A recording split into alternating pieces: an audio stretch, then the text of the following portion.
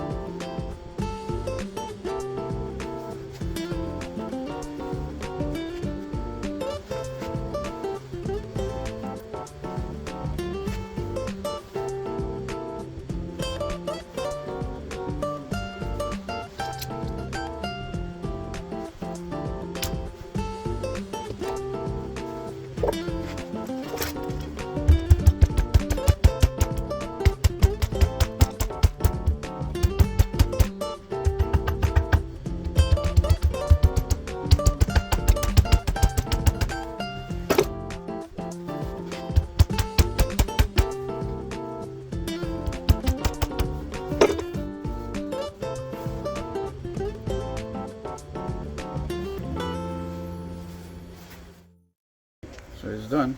So that's how it should be compared to the zip ties. Right, so now this is solid. It's not gonna go anywhere. Thank you for watching.